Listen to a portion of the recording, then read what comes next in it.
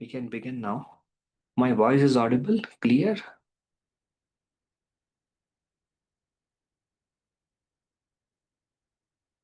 Yes, Prabhuji. Thank you. Om Agyantimirandhasya Gyananjanashalaakaya Chakshurunmilitam Yena Tasmai Shri Guruve Namaha. Shri Chaitanya Manobhishtam Sthapitam Yena Bhutale Swayam Rupa Kadamahiyam Dadati Swapadantikam Vandeham Shri Guru Shri Yuta Padakamalam Shri Gurun Vaishnavamscha श्रीरूपं साग्रजाता सहगणा रघुनाथान्वितं तं सजीवं साद्वैतं सावधूतं परिजनसहितं कृष्णचैतन्यदेवं श्रीराधा कृष्णपादान् सहगणा ललिता श्रीविशाखान्वितांश्च हे कृष्ण करुणा सिंधु दीनबंधु जगतपते गोपेशा गोपिका कांता राधा कांता नमोस्तुते तप्त कांचन गौरांगी राधे वृंदावनेश्वरी वृषभानुसुते देवी प्रणमामि हरिप्रिये वाञ्छाकल्पतरुभ्यश्च कृपा सिन्धुभ्य एव च पतितानां पावनेभ्यो वैष्णवेभ्यो नमो नमः नमो विष्णुपादाय कृष्णप्रेष्ठाय भूतले श्रीमते भक्तिवेदान्ता स्वामिन्निति नामिने नमस्ते सरस्वती देवे गौरवाणी प्रचारिणे निर्विशेषा शून्यवादी पाश्चात्य देशतारिणे जय श्री कृष्ण चैतन्य प्रभु नित्यानंद श्री अद्वैता गदाधर श्रीवासादि गौर भक्तवृंद हरे कृष्णा कृष्ण कृष्णा हरे हरे हरे राम राम राम हरे हरे मुखं करोति वाचालं पङ्गुं लङ्घयते गिरिं यत्कृपातमहं वन्दे श्रीगुरुं दीनतारिणं परमानन्दमाधवं श्रीचैतन्यईश्वरम्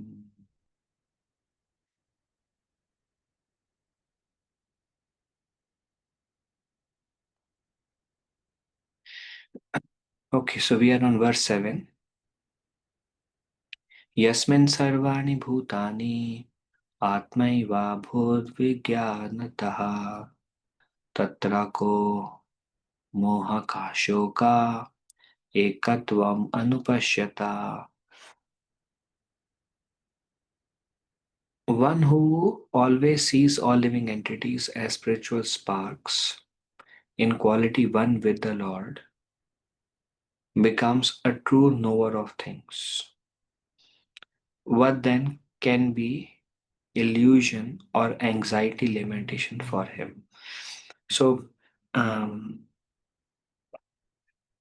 these last verse and this verse, these verse are, and I believe the next one also. These verses are the vision of Mahabhagavat, um, or vision of pure devotees. The last verse that we discussed, it's been some time back, I know. Um, One who sees the Lord in the Paramatma, in the heart of all living entities, and one who sees all living entities within the Lord does not hate or criticize anyone. This was the last verse. Again, basically, also we discussed this is a state of Uttamadhikari who actually can see Krishna everywhere. Very advanced stage. In the purport, we discussed about Kanishtadhikari, Madhyamadhikari, and Uttamadhikari in the last verse.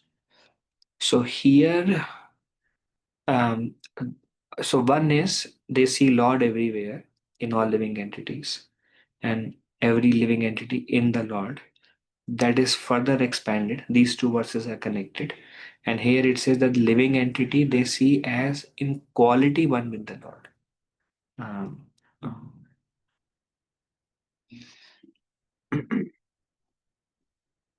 In quality, one with the Lord means the living entity is also Satchidananda, Lord is also Satchidananda. They both are spiritual.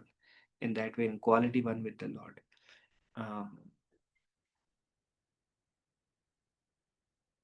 one who sees all living entities as spiritual sparks, basically, seeing everything on a spiritual level, all living entities. Then the previous verse says that person cannot criticize or hate anyone. Here it says, for such person there will be no illusion, no anxiety, or no lamentation. And we will discuss on these three: no illusion, no anxiety, no lamentation for a pure devotee of the Lord. Illusion is to not see everything as connected to Krishna. No? That's illusion. Um, one verse from Bhagavad Gita: um,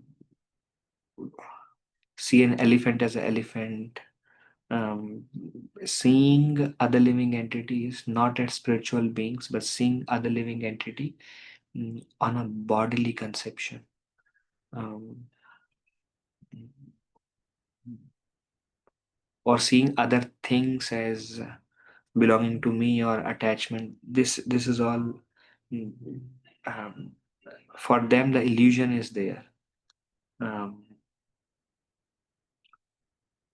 but for a pure devotee who is liberated, he is free from illusion because he see everything connected to the Lord and everything to be engaged in the service of the Lord. But one who is not pure devotee, he will see everything in connection to oneself, in connection to he is the enjoyer and he is the controller um, um, of everything oneself is. This then first is ekatva. Ekatvam anupashyati means oneness. Except for madhyama or uttamadhikari,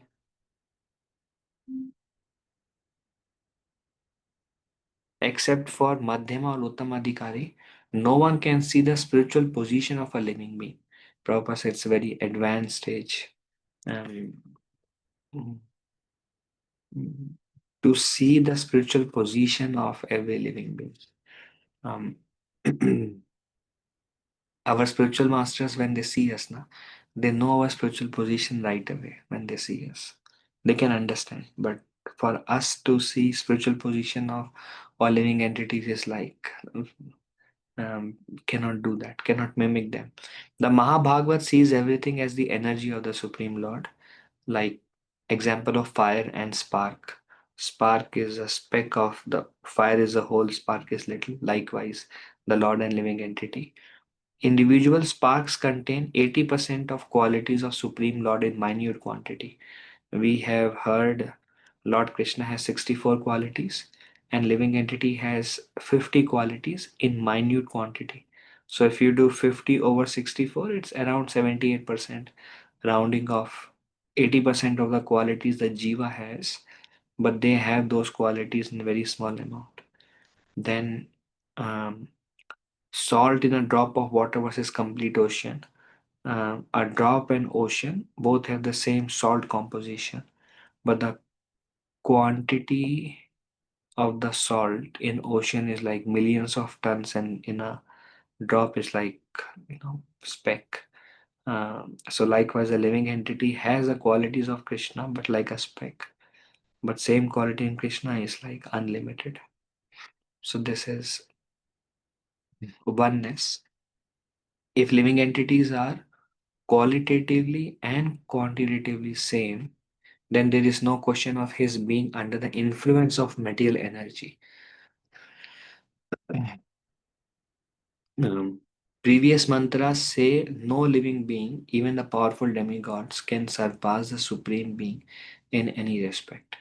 Ekatvam doesn't mean that living being is equal to Lord in all respect. Uh, so Prabhupada is questioning like oneness with the Lord. Prabhupada says that oneness with the Lord does not mean that we and Lord there is no difference. If there is no difference between us and the Lord, then um, how can the living entity be under the influence of illusory energy? Because Krishna says that he is always transcendental. Krishna says. Um, Krishna says material energy, Maya, works under his direction. And Krishna says the living entity are bound. So there is a clear distinction. Krishna says there is fallible, there is infallible, and then there is one who is the greatest. That's me, who is beyond fallible and infallible, who is the source. So in that way, there is a clear distinction between the Lord and the Jiva. And Isopanishad previous mantra says the demigods are working under direction of the Supreme Lord. They are afraid of the Lord. The wind moves under out of the fear of the Supreme Lord. Um, even the demigods cannot surpass the Supreme Lord. So there is clearly a distinction between the Lord and the demigods also, and other living entities. So Prabhupada says, based on previous mantras, these words cannot mean that we and the Supreme Lord are the same, which is basically the Mayavad principle.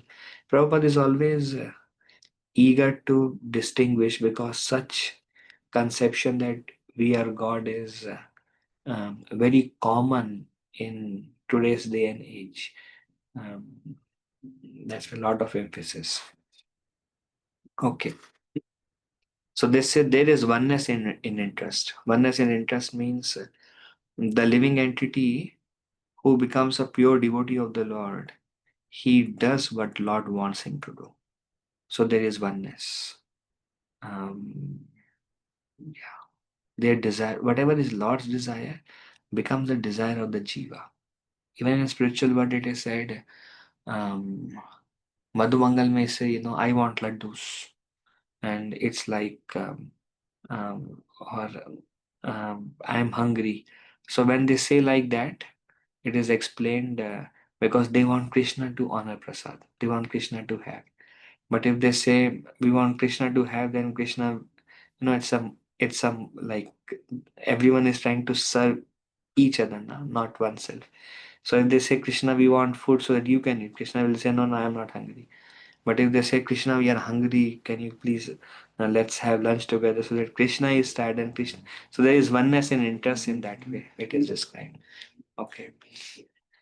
Then by nature and constitution, every living being, including the Supreme Lord, is meant for eternal enjoyment.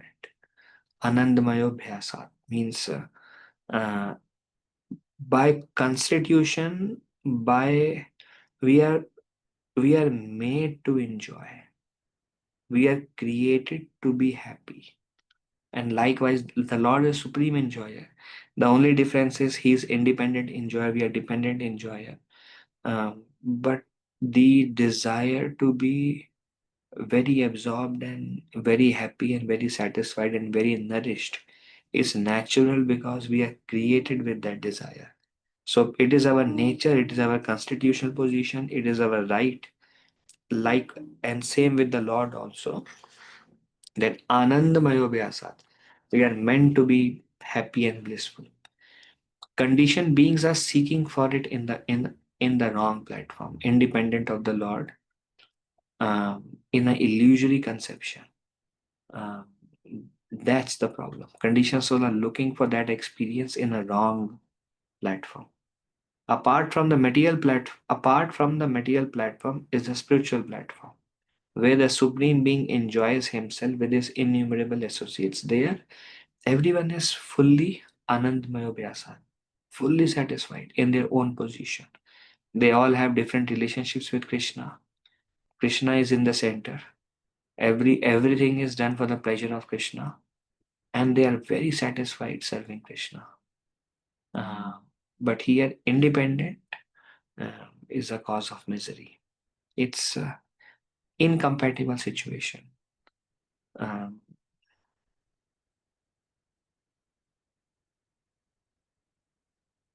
that's why when we are very much absorbed in hearing, chanting, kirtan, serving, then actually we are on a spiritual platform.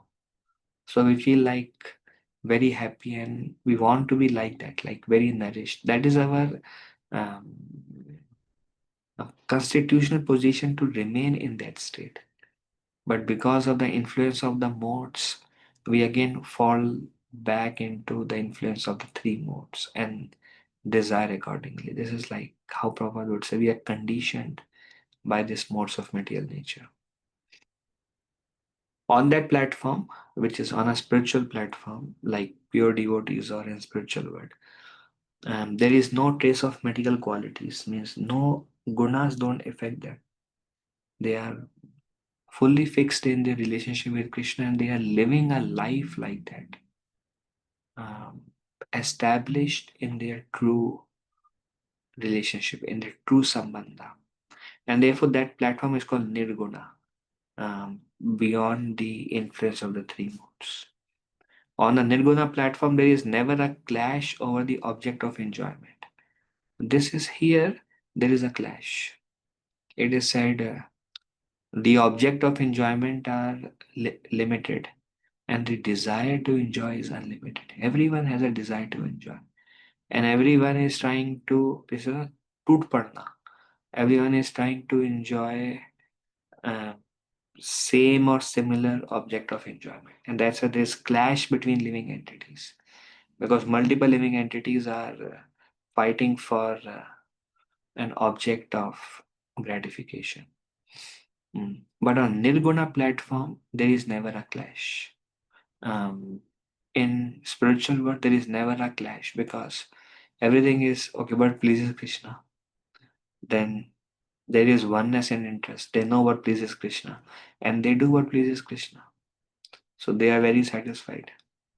So Nirguna platform, there is never a clash over the object of enjoyment. Um, uh, the real center of enjoyment is the Supreme Lord, who is the center of the sublime and spiritual rasa dance. Everyone is assisting Shri Krishna in. Um, um, it reminds me of this definition of lust and love by Krishna's Kaviraj Goswami. Satisfying or trying to satisfy our senses is lust, and trying to satisfy Krishna's senses is love. There, everyone is trying to satisfy Krishna. There is only one center of enjoyment.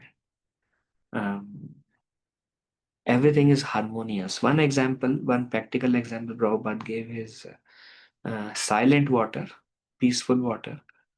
You throw something in the middle, there are nice ripples, ripples that goes in circular and goes around, travels the waterway. But imagine there are many centers in a pond, many coins. Then all the ripples, all of them form ripples, and they all clash with each other, and the whole water is like agitated. Um, so there's like material world and spiritual world. Everything is harmonious there. We're all meant to join him and enjoy life with one transcendental interest and without any clash. There's perfect harmony there. Um, everyone does what Krishna's will is there. There is no independent will. And they are very satisfied serving Krishna like that. So this is a oneness and interest. What Krishna wants, what we want, same, and complete harmony. Here, independent centers, um, and they all clash among each other. A godless civilization. Ah, okay. A godless civilization arises from illusion, and the result of such a civilization is lamentation. Okay, so godless civilization arises from illusion. What is godless civilization? It's like we are in, most of us maybe in state of Michigan, and there is a civilization, and if most of the people in the civilization are what is civilization based? It's not based on we are all part and parcel of Krishna. That central harmony is not there. It's all based on, the whole civilization is based on we are Indians, we are Americans. Um, um, um, um, This is everyone, I mean, everyone have identification other than I'm servant of Krishna. That identification is missing. All the other upadhis are there. And nobody is God conscious. So everyone is an illusion. Um, this is me. These are those who are connected to me. This is how I can be happy. Um, this is the object of my enjoyment. And this is how I perceive this world. Um, this is what I like. This is what I don't like. Everything is, God is not there. So this is all based on illusory energy. This is the whole godless civilization arises from illusion. And the result of such a civilization is lamentation. Everybody is lamented. Everybody is lot of lamentation. And where is lamentation arising from? What is the cause of lamentation? Um, um,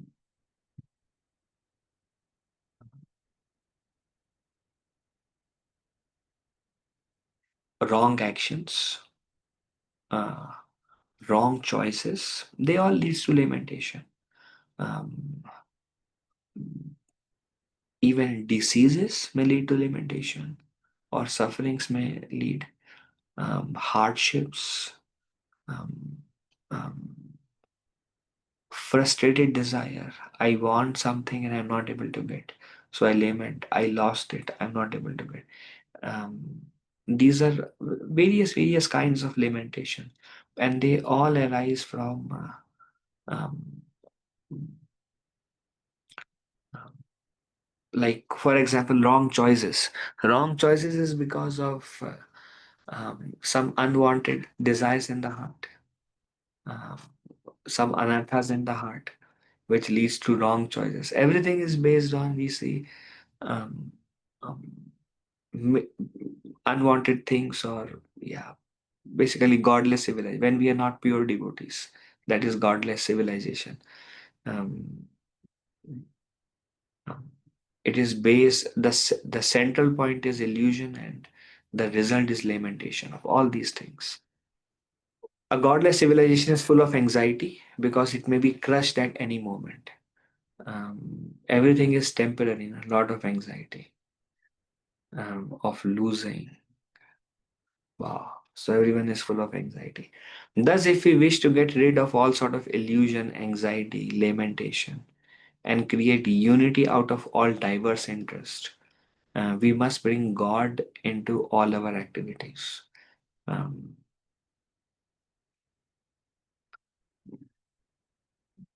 if the whole civilization become God conscious civilization, um, um, everyone is devotee of Krishna. Nobody has any unwanted habits, unwanted desires.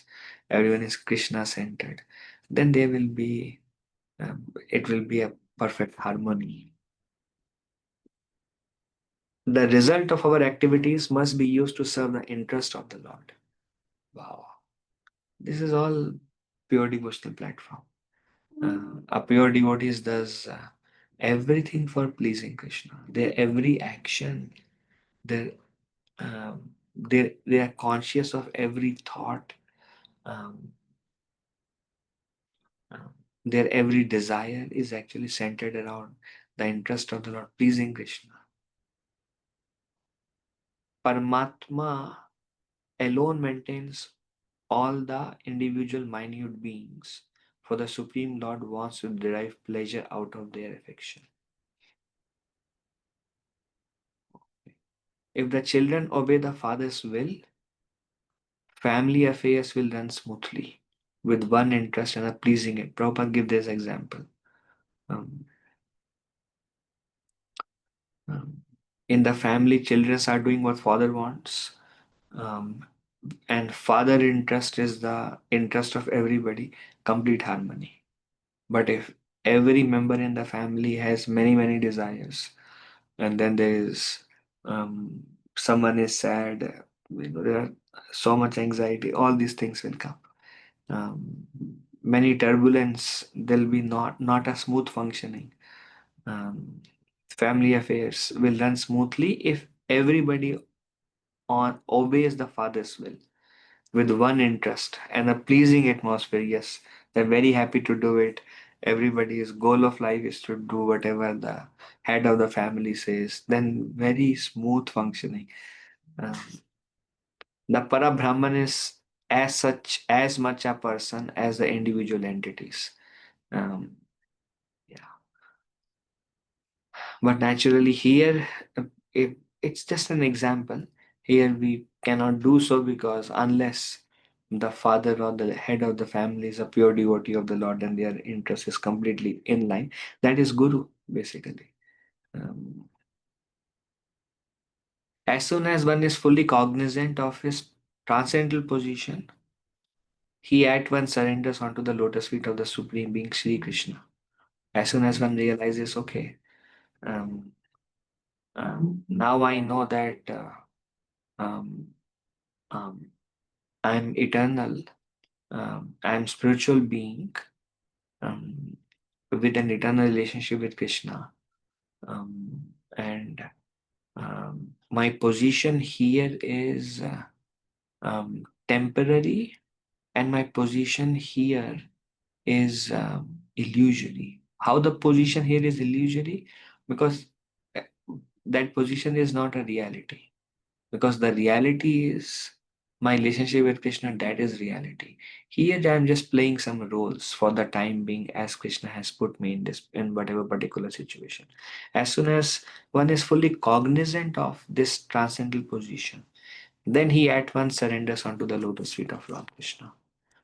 But such a Mahatma or great soul is very rarely seen because such transcendental realization is achieved only after many, many births. Um, one who is fully conscious of one's relationship with Krishna, fully cognizant, fully aware of one's transcendental position. Such a Mahatma is rarely seen because such a position is attained after many, many births. This also shows that, yes, we are trying to progress, we are trying to advance. Yeah. Um, but all unwanted desires, habit may still be lingering on in our hearts. Um, although we may be trying very much to be Krishna conscious, um,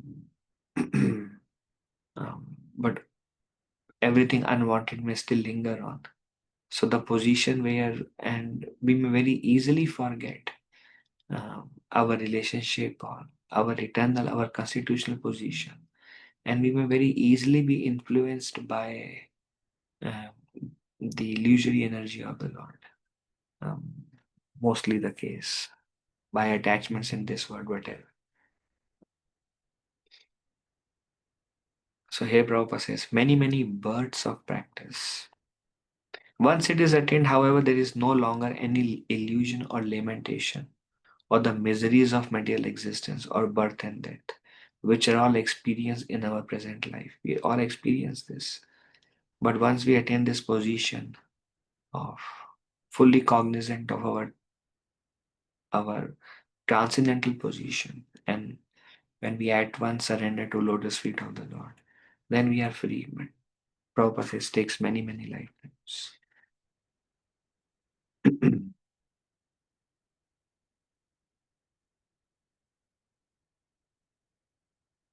Okay, anything? Anybody want to ask anything?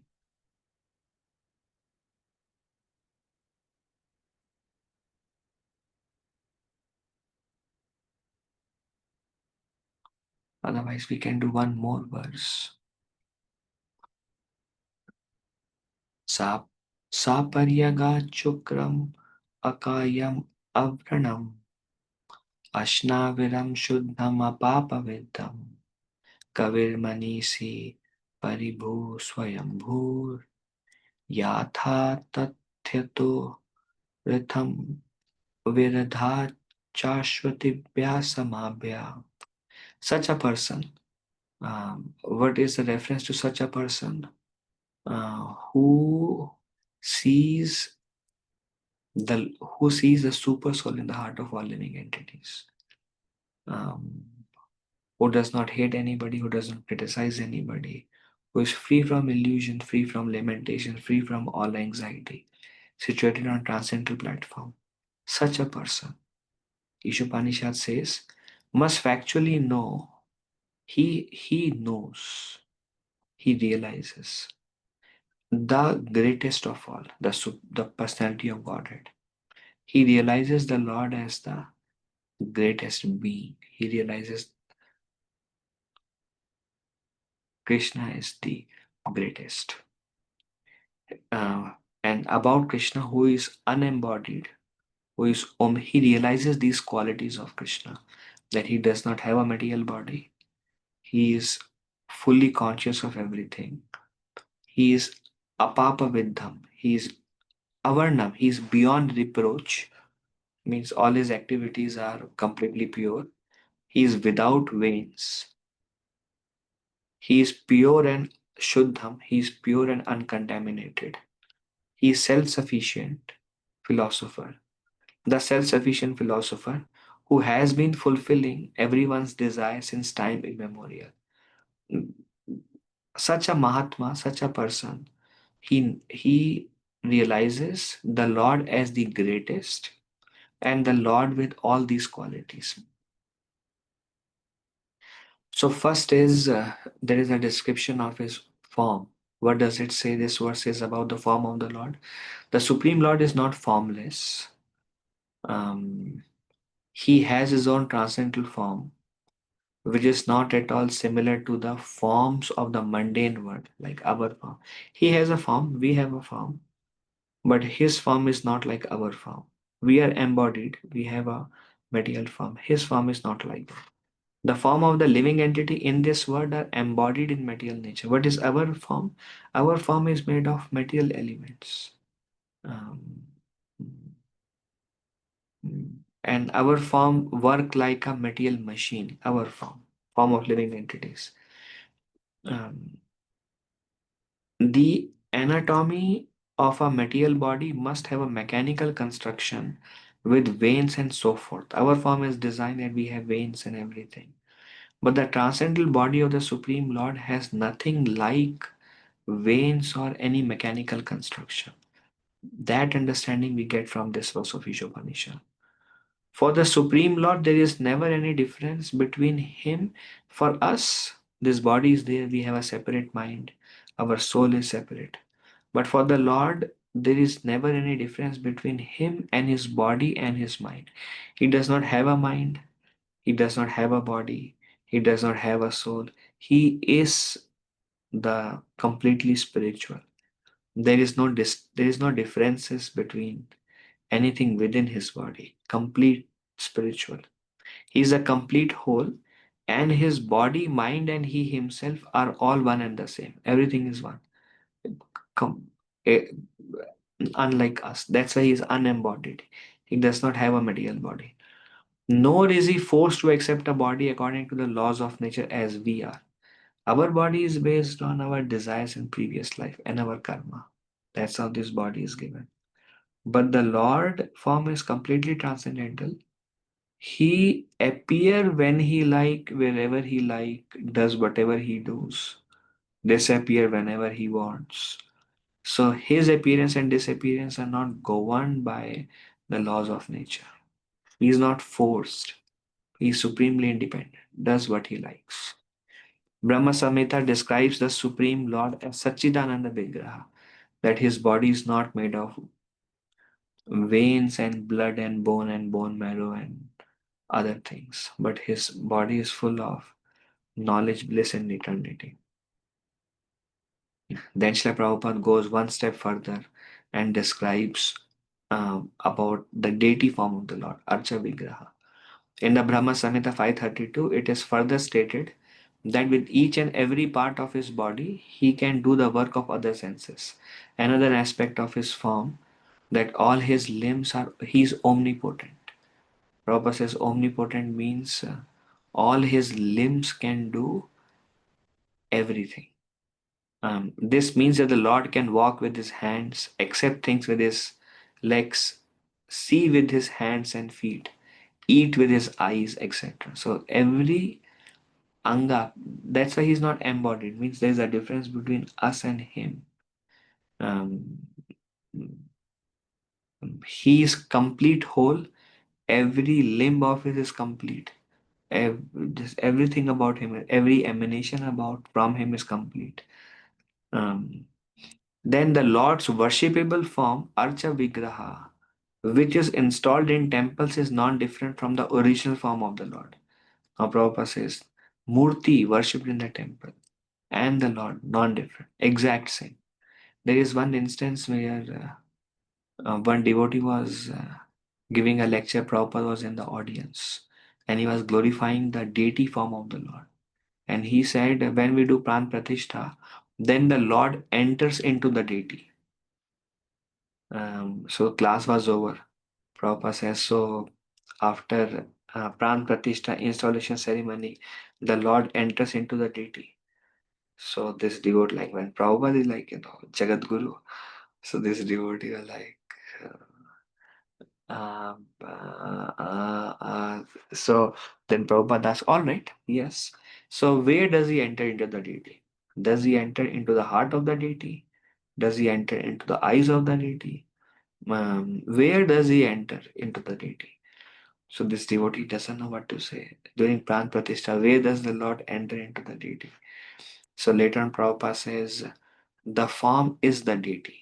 It's not that the Lord has entered into the deity. The form is the deity, means the hand of Archa Vigraha or Murti deity. The hand is Lord's hand, the nails is Lord's nails, the eyes is Lord's eyes. So it's not that the Lord is within the deity, the Lord is the deity. So Prabhupada says non different. Archa Vigraha, which is installed in the temple, is non different from the original form of the Lord. The Lord's original form is that of Shri Krishna. And Sri Krishna expands himself into an unlimited number of forms, such as Krishna expands as Balaram, Lord Ram, Narsimha, Varaha, so many expansions. Um, and they are all non-different from Krishna. They're all personality of Godhead. Similarly, Archa Vigraha worshipped in temple is also an expanded form of the Lord. Just like from Krishna comes Ram, Balaram, Narsimha, Vamana. From Krishna comes Archa Vigraha also. So these are all expansions of the Lord, non-different from the Lord. By worshipping the Archa Vigraha, one can at once approach the Lord. When you are serving the deity form of the Lord in the temple, you are serving the Lord directly. Many instances, one time in Vrindavan, one pujari was there taking care of Radha Shyam Sundar. Prabhupada called him and Prabhupada said, you are the most fortunate. Prabhupada said, you are most fortunate because you are directly serving Krishna. You're directly serving Radha and Krishna. You are the most fortunate. Um, in New Vrindavan, everybody may have heard, very common. Prabhupada said, the Pujari there also, Prabhupada said, you're the most fortunate. You're serving Radha Vrindavan Chandra, Radha and Krishna, Saksha, most fortunate. You're personally serving them. Then Prabhupada said, but Prabhupada said, if you're not hearing and chanting nicely, then you will think, what burden my guru has given me in the form of these deities. Now I have to take care of them day and night. And it's a burden for me to take care of them. So much I have to do. So Prabhupada says if hearing and chanting is not good, then although you are the most fortunate, you can become from most fortunate to most unfortunate. So Prabhupada here says by worshipping the Archa Vigraha, one can at once approach the Lord. One is directly with the Lord. Then there are foolish peoples.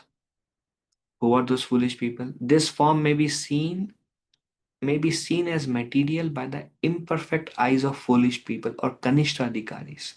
Those who are neophyte Kanishtadikari, foolish people, imperfect eyes. They may think, hey, where is this is not a Lord, this is made of brass, made of stone.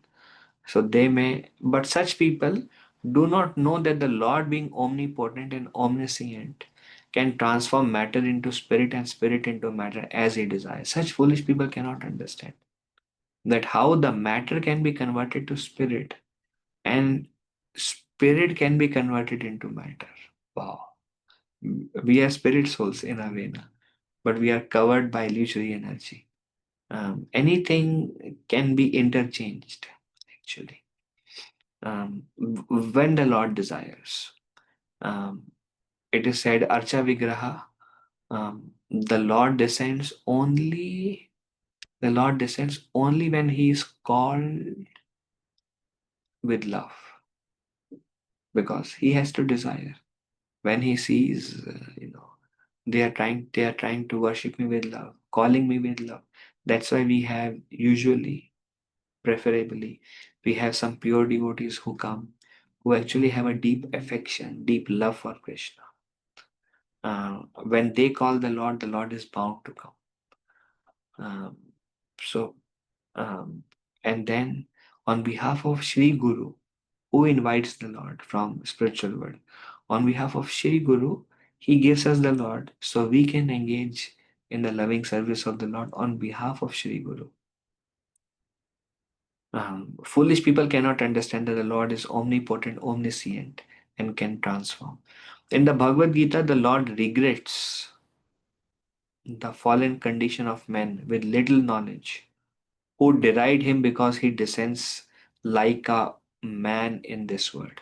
So Krishna says, fools deride me when I descend in a human like form. So Prabhupada says the Lord regrets because they cannot understand his position. The fallen condition of a living entity is due entirely to forgetfulness of the relationship with God. Samant again. Why the living entities? What is the fallen condition of Jiva? The fallen condition of Jiva is forgetfulness. They have forgetfulness of their relationship with God. They have forgotten their real relationship, the real sambandha. And when that is forgotten, then that is the fallen condition of a living entity. Then another thing that this verse says is, and the Lord is fulfilling the desires of all living entities since time immemorial. Fulfilling everyone's desires since time immemorial. Prabhupada beautifully describes in this. Prabhupada said, in this mantra, as well as in many Vedic mantras, it is clearly stated that the Lord has been supplying goods to the living entities from time immemorial. Um, Prabhupada, famous line, Prabhupada quotes, man proposes, God disposes. Man is desiring and the God is supplying. Um, a living being desires something and the Lord supplies the object of that desire in proportion to one's qualification. So Prabhupada says not that anybody can desire anything and the Lord will give in proportion to one's qualification. If one wants to be a high court judge, he must acquire not only the necessary qualifications but also consent of the authority who can award the title of high court judge. If somebody want a high court judge, so that not that they have read the books and they have the knowledge, they know how to deal with the cases, but they have to be authorized by the government that yes, now you can serve as a high court judge. So that authorization is required, not just qualification. So Prabhupada says the Lord, similarly, the Lord awards enjoyment to living entities in proportion to the qualification, but good qualification in themselves is not sufficient. The mercy of the Lord is also required. Just like one um, okay, one has a qualification of a high court judge, but one has to be authorized. So likewise, if we have certain desires and we have the qualification to be able to um, live on to those desires or whatever. We want a position and we have the qualification to do the roles and responsibilities of that position, whatever that is. We have a desire and we have the necessary qualification, but that itself is not sufficient. Mercy of the Lord is also required in a way that the Lord has to sanction it. Um,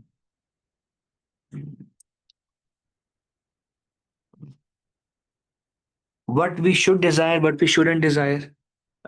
Because here, I mean, the Lord will fulfill any desire.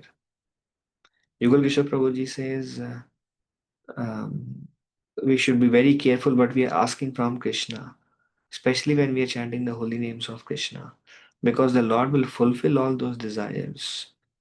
But if those desires are not spiritual, then we may have to take birth again to fulfill those desires. And fulfillment of any desires which are not on a spiritual platform, not on a pure Krishna conscious platform, which are based on attachments. Fulfillment of any desire will result into misery. Those, but yeah. So one should be very careful what one is desiring. So yes, the Lord will fulfill, but Prabhupada also gives like what we should desire, what we shouldn't desire. Ordinarily, the living being does not know what to ask from the Lord, nor which posts to seek. Living entity doesn't know what really to ask. He is desiring, the Lord is sanctioning, but he is foolish in a way. He doesn't know what I should ask. Yes, the Lord is desire fulfilling, but what do I want from him? When the living entity comes to know his constitutional position, what one should ask? So Prabhupada says by knowledge, when one comes to know his constitutional position, which is I am eternally a servant of Krishna, he asks to be accepted into the transcendental association of the Lord in order to render transcendental loving service unto him. So Prabhupada says, what should we ask, what we should not ask? Prabhupada says, when one realizes who one is, then one will ask, my Lord, I want to be in your association directly, and I want to render loving service unto you. Prabhupada says, this is desire. This will, this desire will come when we realize what actually my position is, who actually I am. Then this desire will come. Unfortunately, living beings under the influence of material nature ask for many other things, but we have not realized our constitutional position. So we ask for so many things. And they are described as having divided intelligence. Spiritual intelligence is one, but mundane intelligence is diverse. Um, Spiritual intelligence, those who have realized their constitutional position, my Lord, I want to be with you and I want to render transcendental service unto you. But when that spiritual intelligence has not awakened, then Krishna says their intelligence is many branched. I want this and this and this and then and that and this and that and this and that. Many, many branches. So spiritual intelligence is one, but mundane intelligence is diverse. Um, Krishna says for those who are too attached, their intelligence is many branched. So many objects, so many desires, and they want so many things. And then Krishna says, but those who are realized, Eke Hakuru Nandana, their desire is one. Their spiritual desire is one. That Prabhupada says, I want to be accepted into your transcendental association and render transcendental loving service unto you. In Srimad Bhagavatam 7.5, 30-31, it is stated that those who are captivated, this is I think Prahlad Maharaj, those who are captivated by the temporary beauties of the external energy forget the real aim of life because they are attracted. So they forget the real aim of life, which is to go back to Godhead. Forgetting this, one tries to adjust things by various plans and programs. So one make many plans and many programs how to fulfill one's desires. Why? Because they are captivated by the temporary beauties of the external energy. They forget the real goal of life and make many plans and programs and makes many adjustments. But this is like chewing what has already been chewed. But what do they get? They get what they have already been What they have chewed in the past, they are trying to chew it again, thinking some more juice will come, and then again. And chewing the chewed is very good example, like a bubble gum. You eat it, there is some juice, then you become bored, then you throw it, and then you're like, there is nothing in it. I throw it, I reject it. Then after some time, whatever bubble gum without any juice you rejected, you take the same and then you chew it again. Yeah, maybe some juice is there. Chewing it, chewing it, chewing it.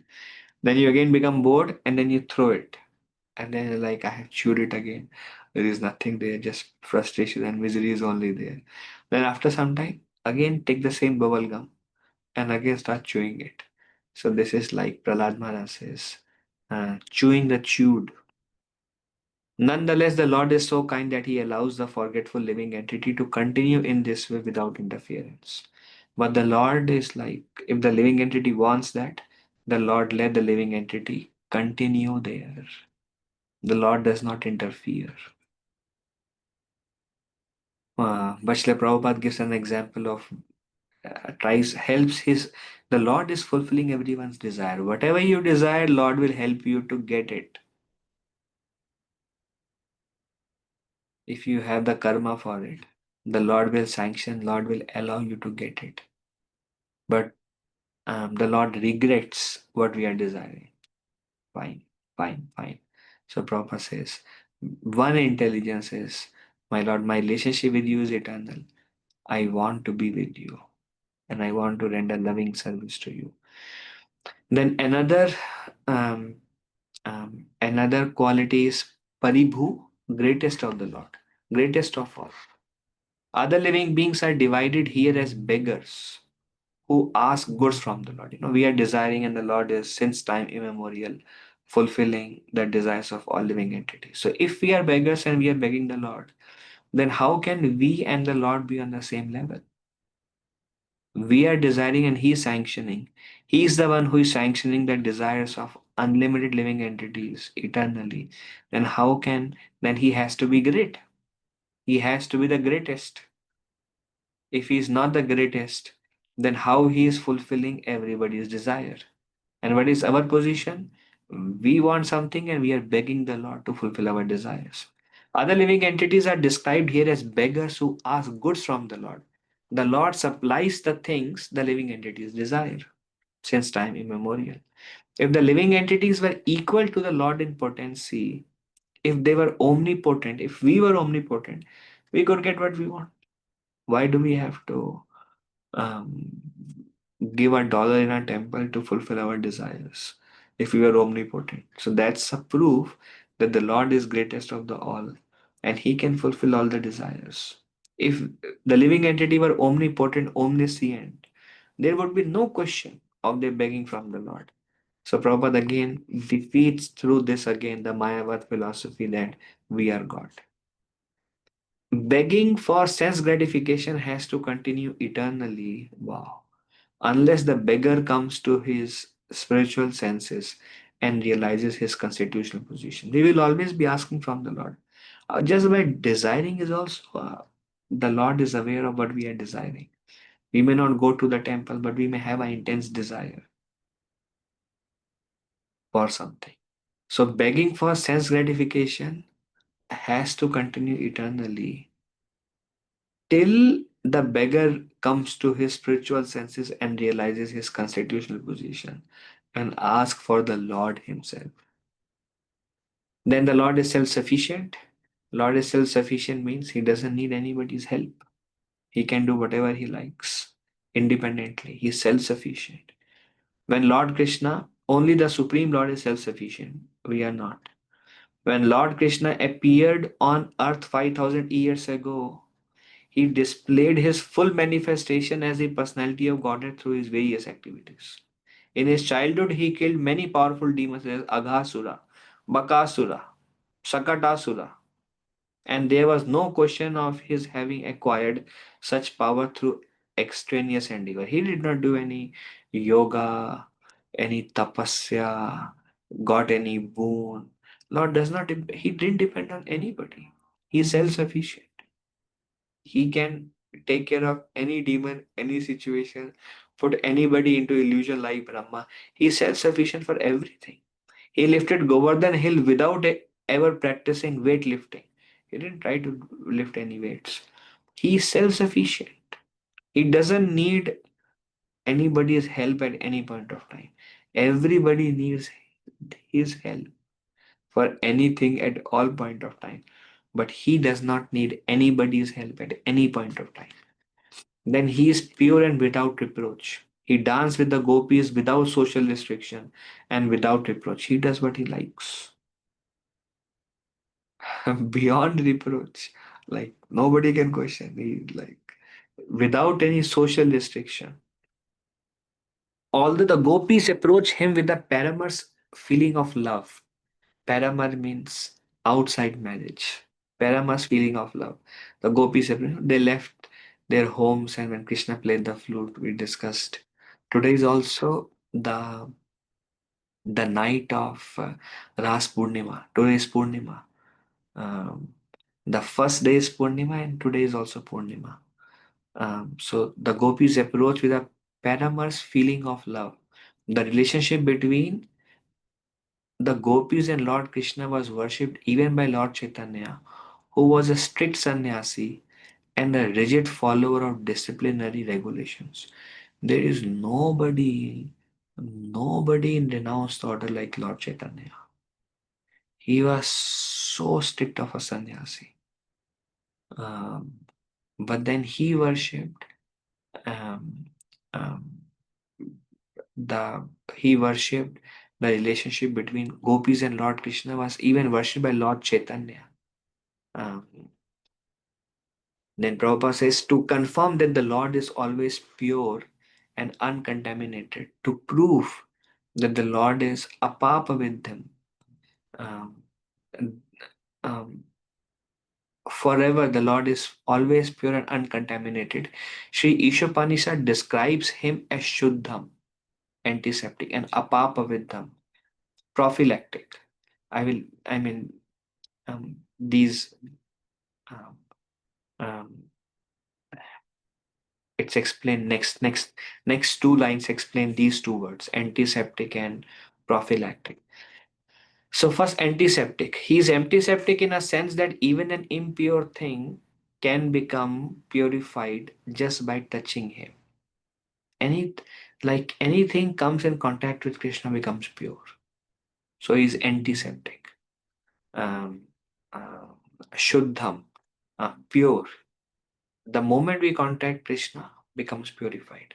Also, we were discussing the other day. Anybody who discusses this Ras Panchadhyaya of Lord Krishna becomes free from Hridarogam. The lust in the heart goes away. The Lord is completely pure. Everything about the Lord is completely pure. And Prabhupada further explains that the Lord is spiritual, and um, the gopis were also in their spiritual body. And it is an act of devotion. Um, Anybody who touches the Lord in any means become pure. We also hear that famous verse from Bhagavatam. One can approach the Lord even out of envy, out of fear, like either Shishupal or Kans, out of friendship, out of love. Anyway, anybody contact Krishna, they'll become pure, antiseptic. Then what is prophylactic? The meaning, I searched some of the words in Prabhupada purports. I need a dictionary to understand. So according to dictionary, prophylactic means to prevent disease. Example is malaria prophylactic. Malaria prophylactic means you take that, then malaria would not come. So prophylactic, that's called malaria prophylactic, like kind of antibodies or whatever we take those. So this is prophylactic. So the Lord is called apapa with them, prophylactic. The word prophylactic refers to the power of his association. And very interestingly, Prabhupada quotes Api Chesu Durachara verse in Bhagavad Gita, which says even if one commits some most abominable activity, he should be considered saintly if he is engaged in devotional service. Even if he commits the most abominable activity, if that person, that living entity, continues to engage in loving devotional service, that living entity should be considered saintly still. So Prabhupada says he should be accepted as pure because he's on the right path. This is due to the prophylactic nature of the Lord's association. Means the idea is, okay, I have a disease. Because of that disease, I did something wrong. Uh, Durachara, apichet. So I did something abominable because I have a disease.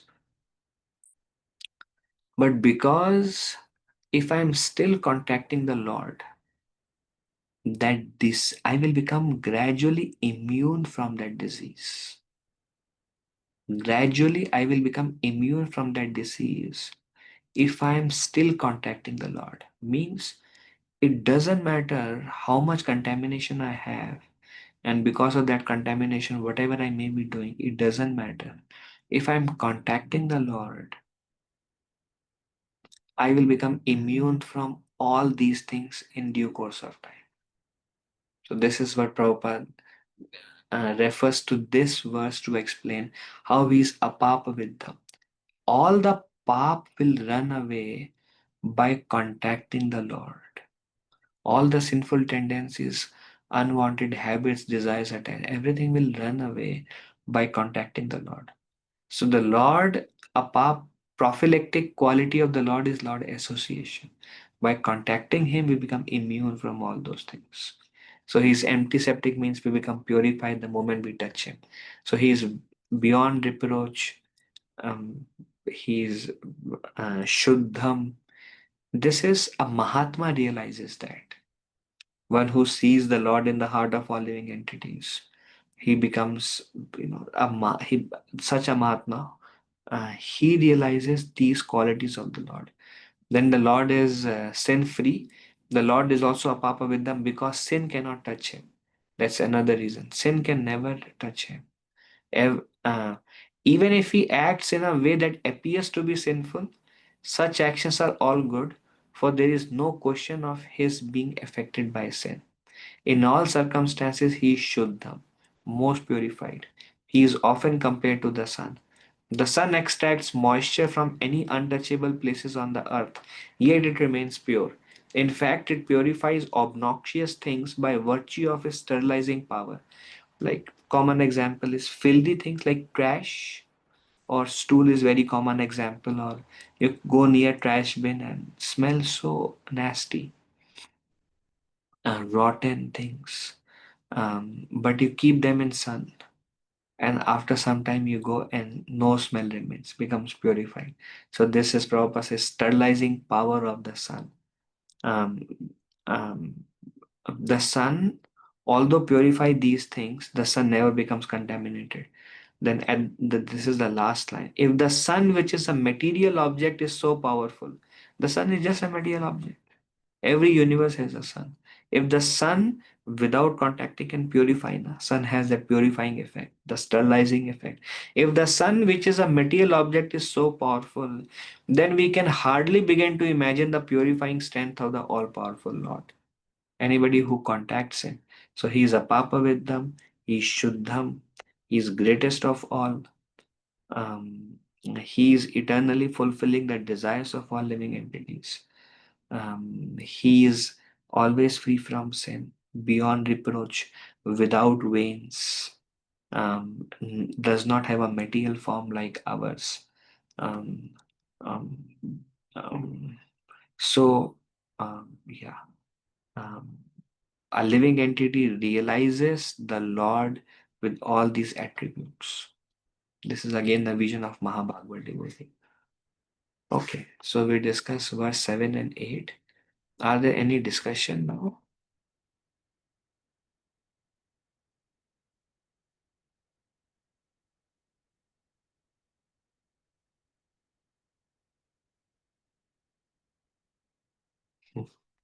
No questions? Okay. Thank you all for joining. If I spoke anything wrong, please forgive me as your humble servant. Vanchakalpatarubhyascha kripa sindhube evacha patitanam pavanebhyo Vaishnavebhyo namo namah. Anant Koti Vaishnav Vrinda ki jai. Thank you. Prabhuji's Mataji's Dandat Pranam. Hare Krishna.